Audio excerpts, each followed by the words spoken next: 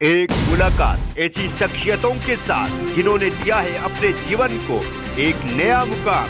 रूबरू कराएंगे ऐसी कुछ हस्तियों के साथ एक खास शख्सियत के साथ मुलाकात जयदेव पटेल के साथ नंबर 1 इंडिया न्यूज पर रात। नमस्कार दोस्तों, मैं जयदेव पटेल, आपका एक बार फिर स्वागत है एक खास शख्स के साथ मुलाकात प्रोग्राम में। आज हम बात करेंगे ओमिक्रॉन वायरस की, क्योंकि नए वायरस ने एक नया युद्ध है और ये इस वजह से क्योंकि देश में ओमिक्रॉन के मामले लगातार बढ़ रहे हैं। ये कोई नया वायरस नहीं है, कोरोना का ही नया वेरिएंट है और अब इसने भारत के अलग अलग राज्यों में अपने पैर पसारना शुरू कर दिए हैं। ऐसे में इस वायरस का खतरा कितना बड़ा है और आने वाले वक्त में कितना बड़ा हो सकता है, ये भी समझना बहुत जरूरी है। और इसके भी सिम्टम्स क्या डेल्टा वेरिएंट की तरह ही सेम है या कुछ अलग भी है, ये भी जानना जरूरी है। और हमारे फ्रंटलाइन वर्कर्स को दोनों डोज लग चुकी काफी वक्त हो चुका है, तो क्या बूस्टर डोज देने की अब शुरुआत कर देनी चाहिए? इसी पर आज का सवाल है कि क्या ओमिक्रॉन से सावधान कैसे करें पहचान और क्या शुरू कर देनी चाहिए बूस्टर डोज। इसी पर चर्चा करने के लिए हमारे साथ एक डॉक्टरों का खास पैनल जुड़ गया, जिसे आप देख पा रहे हैं। दिल्ली से गंगाराम हॉस्पिटल के प्रोफेसर डॉक्टर एम वली, वैक्सीन सलाहकार समिति के सदस्य डॉक्टर समीर भाटी थोड़ी देर में जुड़ेंगे। महाजन इमेजिंग के संस्थापक डॉक्टर हर्ष महाजन। आप सभी का बहुत बहुत स्वागत है आज के हमारे प्रोग्राम में। डॉक्टर एम वली, मैं आपसे शुरुआत करता हूँ कि ओमिक्रॉन वेरिएंट का खतरा कितना बड़ा है या आने वाले वक्त में कितना बड़ा हो सकता है, और आप क्या संभावनाएं देखते हैं? ये अभी जो माइल्ड सिम्टम्स दिख रहे हैं, ये अगर कैसे इसी तरह आगे बढ़ते गए तो क्या खतरा और भी ज्यादा बड़ा हो सकता है? जी जयदेव जी, धन्यवाद इस मुद्दे को चर्चा में लाने के लिए। और सभी दर्शकों को मेरा नमस्कार, और खास तौर से मेरे प्रिय दोस्त डॉक्टर महाजन को भी मेरा नमस्कार आपके माध्यम से। तो आज हम जिस ओमिक्रॉन वायरस की बात कर रहे हैं, ये बहुत ही जोर शोर से आया है। इसने WHO को भी हिला के रख दिया है, सारे एक्सपर्ट का ध्यान केंद्रित कर लिया है। और इसका एक वाहिद वजह, इसका मुख्य कारण जो है वो ये है कि इसने इतने ज्यादा म्यूटेशन एक साथ दिखाए हैं जिनका गिनना मुश्किल हो गया है। और वो अमीनो एसिड सीक्वेंस के कम से कम शुरू में WHO ने कहा था लेस देन 100, तो फिर वो गिने गए तो करीब 50 हुए, जिसमें से कंफर्म 30 म्यूटेशन उसके जो हेड है स्पाइक प्रोटीन का जो उसका कांटा है उसमें है। तो ये जो म्यूटेशन हुए हैं बहुत ज्यादा तादाद में होने की वजह से इसका प्रभाव भी ह्यूमन सेल्स पे बहुत ज्यादा गंभीर हो सकता है। और हमको देखने को एक प्रभाव बिल्कुल शर्तिया मिल रहा है कि इसकी इफेक्टिविटी ज्यादा है। आपने सुना होगा कि जयपुर में पूरे के पूरे सारे घर के लोग पॉजिटिव, अभी सुबह से शाम तक महाराष्ट्र में केसेस बढ़ गए, 2 पेशेंट एडिशन हो गए और ये तेजी से पूरे ग्लोबली बढ़ रहे हैं केसेस। लेकिन मैं एक बात यहाँ कहना चाहूंगा कि अभी डेल्टा गया नहीं है, ये डेल्टा के ऊपर बढ़ रहा है ओमाइक्रॉन, तो ये खतरे में इजाफा है। डेल्टा के ओमाइक्रॉन खुद में बड़ा खतरा हो ना या ना हो आने वाले दिनों में, लेकिन ये पहले से ही जो खतरा हमारे बीच में भी गया नहीं है, वर्ल्ड से गया नहीं है, यूरोप और अमेरिका में डेल्टा के केसेस बढ़ रहे थे, उस पर ओवर एंड अबव ये ओमाइक्रॉन आके बैठ गया है और खतरनाक तरीके का वायरस है, इसमें कोई डाउट नहीं है।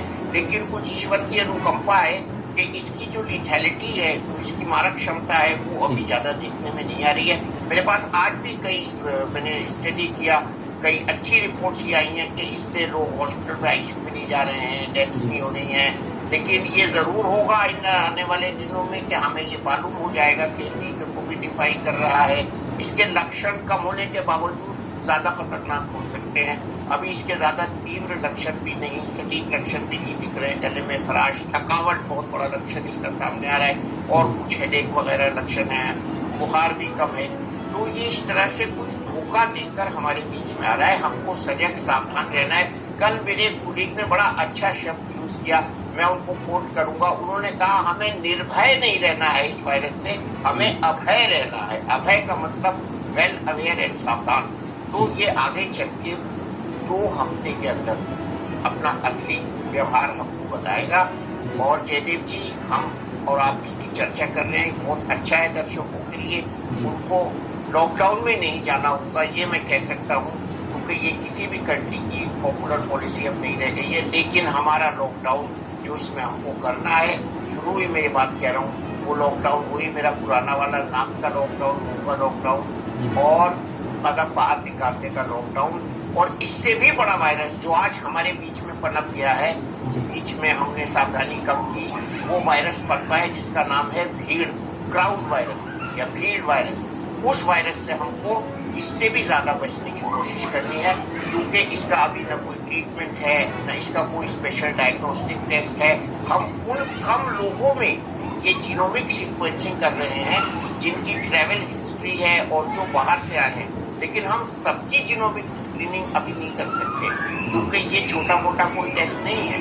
तो इसलिए हमको टेस्ट के अभाव में, मैं ये साफ साफ कह रहा हूँ, टेस्ट के अभाव में हमें सावधानी जो है वो प्लेंटी में, बहुत अधिक मात्रा में, प्रचुर संख्या में सावधानी रखनी है। और इसकी कई म्यूटेशन ऐसी हैं जो एक दूसरे से लड़ रही हैं, 50 में से आपस में लड़ रही हैं। इजराइल के साइंटिस्ट ने ये इफेक्ट इसका स्टडी किया है और इसको एक नाम भी दिया है, एपिस्टेसिस। एपिस्टेसिस का मतलब वो आपस में जो म्यूटेशन के खतरे हैं वो लड़के पूरा जो नेट इफेक्ट है इसका खतरे का, लिथैलिटी का, वो कम कर रहे हैं। ये कुदरत की तरफ से एक बहुत बड़ा तोहफा है हम लोगों के लिए, और संभलने के लिए हमें समय दिया जा रहा है कि हम मास्क का जो 2 मीटर या उससे ज्यादा की दूरी और कोविड अनुकूल बिहेवियर अपना रखें। और ये बहुत अच्छा समय है कि हम इस वक्त संभल जाएं और भीड़ वाले वायरस से भी बचें। साथ साथ मैं इसी से इसकी शुरुआत करूँगा। डॉक्टर हर्ष महाजन, अब महत्वपूर्ण ये है कि इसके सिम्टम्स को कैसे पहचाना जाए। जो केसेस दक्षिण अफ्रीका में देखे जा रहे हैं या अलग अलग देशों में देखे जा रहे हैं, क्या माना जाए जो हमने डेल्टा वेरिएंट में सिम्टम्स देखे सारे सिम्टम्स वैसे ही हैं, या इसमें कुछ अलग भी महसूस कर सकते हैं? या कई लोग तो ऐसा बता रहे हैं कि जिनको बुखार, सर्दी, खांसी कुछ भी नहीं हो रहा है, लेकिन आपके अंदर वैसे ही ओमिक्रॉन वेरिएंट है, इसको कैसे आइडेंटिफाई किया जाए?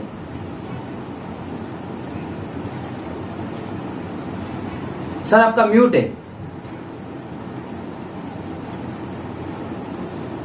बहुत सही सवाल पूछा आपने जयदेव जी, और आपके दर्शकों को मेरा प्रणाम। इसमें ऐसे है कि पहले भी वायरस जो था उसमें 70% के करीब जो लोग थे उनको कोई सिम्टम होता ही नहीं था, एसिम्प्टोमेटिक डिजीज।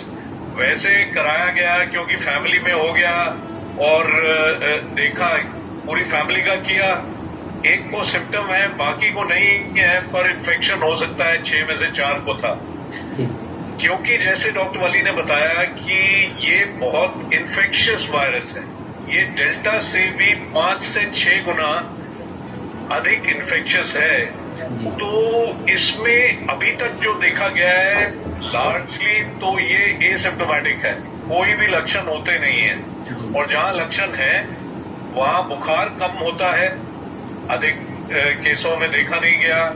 बाकी थकान जो है वो बहुत महसूस होती है, और दूसरा खांसी, जुकाम, ऐसे लक्षण वो अभी तक जो देखे गए हैं बहुत सीरियस लक्षण नहीं देखे गए, ये माइल्ड डिजीज देखी गई है। तो इसको पहचानना वैसे ही है जैसे पहले था, पर ये हम याद रखें, और डॉक्टर वली ने भी इसका उल्लेख किया कि अभी हम उन्हीं को टेस्ट कर रहे हैं जो बाहर से आ रहे हैं, और हो सकता है ये फैल चुका हो, हालांकि जीनोमिक सीक्वेंस के द्वारा ही इसका हम एग्जैक्ट डायग्नोसिस कर सकते हैं। दूसरी बात ये जानने की है कि आज की डेट में काफी प्रतिशत तक हमारी जो अडल्ट पॉपुलेशन है, जो जनता है, उसको वैक्सीन मिल चुका है, और एक बहुत प्रतिशत ऐसा भी है जो पहले इन्फेक्शन जिनको हो चुका है, और उनमें एक क्षमता है इस वायरस से लड़ने के लिए। तो उससे भी क्या होता है, इन्फेक्शन तो हुआ पर इन्फेक्शन के लक्षण पता नहीं चलते, वो एसिम्प्टोमेटिक ही रहते हैं। ये एक अच्छी बात है, बट एसिम्प्टोमेटिक होने का एक जो दुर्भाग्य है वो ये है कि आपको पता ही नहीं होता आपको बीमारी है, और आप जनता में घूम रहे हैं, आप उसको फैला सकते हैं। तो यहाँ मुद्दा आता है मास्किंग का, क्योंकि आपने मास्क डाला वो सिर्फ अपनी बचत के लिए नहीं डाला है, वो आपने डाला है दूसरों को बचाने के लिए भी। आप सर्जिकल मास्क या N95 मास्क डालते हैं तो इवन सर्जिकल मास्क जो है, जो आपको तो 60-70% बचाता है, पर आपके सामने बैठे हुए व्यक्ति को 90% तक बचाता है। तो मास्किंग फैमिली के अंदर, ऑफिस के अंदर, कहीं भी आप भीड़ भड़ाके में जाएं, आप बस में जाएं, आप मेट्रो में जाएं, आपको मास्क डालना अनिवार्य है। जी। और मास्क भी मैं ये कहूंगा कि आज हमारे देश में किसी तरह की शॉर्टेज नहीं है और बहुत सस्ते में 20-25 रुपए में आपको N95 मास्क मिल जाता है, जी। जो कि कई दिन आप चला सकते हैं। तो हो सके तो आप N95 मास्क डालिए, जी। दूरी बरतिए, और काम पे भी, और स्पेशली जब आप काम पे ऑफिस में हैं तो खाना खाने वक्त, जी।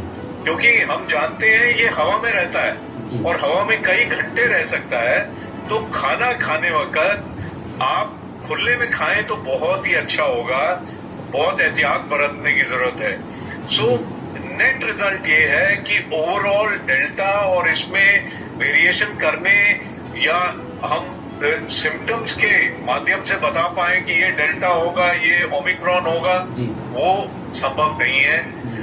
और अभी भी जो मैक्सिमम केसेस है इंडिया में, तो मैं कहूंगा 99% केस अभी भी डेल्टा है। जी। शायद 1% केस, कुछ ही केस ओमिक्रॉन के मिले हैं। जी। पर दूसरी बात जो सामने आ रही है वो ये है कि शायद, और डॉक्टर वली ने इसका भी उल्लेख किया, इसकी जो विरुलेंस है, जी। जो इसकी ताकत है, वो कम है। और आने वाले 2-3 हफ्तों में इसकी सच्चाई हमें पता चलेगी। जी। अभी क्या है, यंगर जनरेशन है जिनको जो संक्रमित हुए हैं, और ऐसे लोग हैं जो ऑलरेडी वैक्सीनेटेड थे या जिन्हें इन्फेक्शन हो चुका था, वो संक्रमित हुए हैं। इनमें वैसे ही हमें पता है कि सीरियस डिजीज नहीं होगी। तो अभी भी कहना कि हम इसका इतना प्रभाव नहीं है या ये इतनी खराब इन्फेक्शन नहीं होगी, हालांकि लगता ये है, पर अगले 2-3 हफ्तों में हमें पता चलेगा। ठीक है सर, कि ये सत्य है या डॉक्टर समीर पाटी, वैक्सीनेशन पर जोर देने की बात यहाँ पर डॉक्टर्स कर रहे हैं, और जिनको पहली डोज नहीं लगी है उनको पहली डोज जल्दी से जल्दी लगे, और यही प्राथमिकता भी यही होनी चाहिए। लेकिन यहाँ पर प्राथमिकता ये भी होनी चाहिए कि जो हमारे फ्रंट लाइन वर्कर्स हैं, डॉक्टर्स हैं, उनको 2 डोज लगे हैं, काफी वक्त हो चुका है। ऐसे में क्या उनको बूस्टर डोज देने की शुरुआत अब कर देनी चाहिए? जी बिल्कुल, देखिए जिस तरह से हम वैक्सीन अवेयरनेस कमेटी के अंदर देख रहे हैं, अगर प्राथमिकता की बात करें तो अभी हमारे जो हेल्थ केयर वर्कर हैं उनमें लगभग 1% के करीब हमारे हेल्थ केयर वर्कर ऐसे हैं जिनको जो फुली वैक्सीनेटेड नहीं है, मतलब किसी रीजन से उन्होंने अपनी सेकेंड डोज नहीं लगवाई है। अबाउट 60 की बात करें तो 30% के करीब अभी भी ऐसा एक ग्रुप है जो कि फुली वैक्सीनेटेड नहीं है, और 45 से लेकर 59 का जो एज ग्रुप है उसमें 30% लोग अभी फुली वैक्सीनेटेड नहीं है। तो सबसे पहले प्राइमरली तो यही ऑब्जेक्टिव रहेगा कि जो हमारे अनवैक्सीनेटेड है वो पूरी तरह से वैक्सीनेटेड हो जाए, और दूसरा जो हमारा 18 से लेकर 40 तक का 18 से लेकर जो आपका 18 साल तक का जो ग्रुप है, लगभग 40 करोड़ के करीब हमारे जो बच्चे हैं, तो उनको वैक्सीनेट करना भी जो है हमारी इसके अंदर एक डेफिनेटली एक प्रायोरिटी ग्रुप में शामिल रहेगा। उसके बाद हम जो हेल्थ केयर वर्कर्स की बात करें, जिसमें हेल्थ केयर वर्कर के साथ साथ फ्रंट लाइन वर्कर और हमारी जो इम्यूनो कॉम्प्रोमाइज पेशेंट है, जिसमें long standing diabetes, heart disease, kidney disease वाले, कैंसर वाले, ट्रांसप्लांट वाले, ये वाला एक आपका ग्रुप है। आज जिस तरह से मीटिंग भी हुई है, जो है उसमें फाइनली एक पॉलिसी निकल कर आएगी जो हमारी एडिशनल डोज, प्राइमरी वैक्सीन की जो एडिशनल डोज देनी है, और जो हमारा चाइल्ड इम्यूनाइजेशन प्रोग्राम किस तरह से इनिशिएट होना, जिसके अंदर ज़ाइकोव-डी को शुरुआती दौर पे रोल आउट किया जाएगा, और वो भी ज़ाइकोव-डी भी स्पेसिफिकली हमारे कोमॉर्बिड पेशेंट के अंदर। तो निश्चित तौर पे अभी हमारे हेल्थ केयर वर्कर्स के लिए एक बूस्टर डोज के लिए प्लान किया जा सकता है, क्योंकि ऑलरेडी 36 कंट्रीज में ऑलरेडी ये रोल आउट हो गया है। तो लैंसेट की जो एक रिपोर्ट भी आई है उसके अंदर 6 वैक्सीन, जिनके अंदर एस्ट्राजेनेका की भी वैक्सीन शामिल है, तो इसका सेफ्टी एंड एफिकेसी डेटा भी ठीक ठाक देखा गया है। तो रोल आउट करने में मैं समझता हूँ, क्योंकि अभी हमारे पास लगभग 22 करोड़ के करीब वैक्सीन है, और उसमें काफी सारी वैक्सीन ऐसी है जिसका शॉर्ट एक्सपायरी भी है। तो इन सब चीजों को देखते हुए हम बूस्टर डोज पे डेफिनेटली विचार कर सकते हैं, पर फिर भी बहुत सारी चीजें डिपेंड करती है इसके ऊपर। अगर हम वैक्सीन का जो प्रोटेक्शन की बात करते हैं किसी भी सीवियर डिजीज के लिए, उसमें उसमें एक तो न्यूट्रलाइजिंग एंटीबॉडीज तो होती है जो अभी हम मेजर कर रहे हैं, बट इसके साथ टी सेल्स इम्यून रिस्पॉन्स भी होता है जिसको हम सेल मीडिएटेड इम्यूनिटी कहते हैं, वो फिलहाल हम मेजर नहीं कर रहे हैं। और अभी 4 हमारी जो वैक्सीन है जिनके ऊपर वेरिएंट स्पेसिफिकली काम चल रहा है, बट तब तक वो वैक्सीन फाइनली, क्योंकि उसमें भी लगभग 3 से 4 महीने लगेंगे, तो उस टाइम तक के लिए जो हमारी प्राइमरी वैक्सीन है उसका बूस्टर हमें हेल्प करेगा। और कुछ स्टडीज ऐसी भी आई हैं जिससे एक शो होता है कि जैसा हम अभी ओमिक्रॉन वेरिएंट के बारे में बात कर रहे हैं जो कि हाईली कंटेजियस है, जैसा डॉक्टर बली एंड डॉक्टर महाजन ने भी बताया, अभी का जो इनिशियली डेटा आ रहा है उसमें माना जा रहा है कि ये इसका ट्रांसमिशन ज्यादा होने की संभावना हो सकती है। तो कहीं ना कहीं अगर हम जब बूस्टर डोज की बात करते हैं और वैक्सीनेशन की बात करते हैं तो कुछ हद तक उसमें ट्रांसमिशन की गति भी कम होती है। तो ये सब चीजों को देखते हुए निश्चित तौर पे अभी हम अगर बूस्टर डोज की तरफ विचार करें तो वो बेहतर रहेगा। ठीक है सर, आप लोगों ने नंबर 1 इंडिया न्यूज़ के लिए समय निकाला, उसके लिए आपका बहुत बहुत धन्यवाद।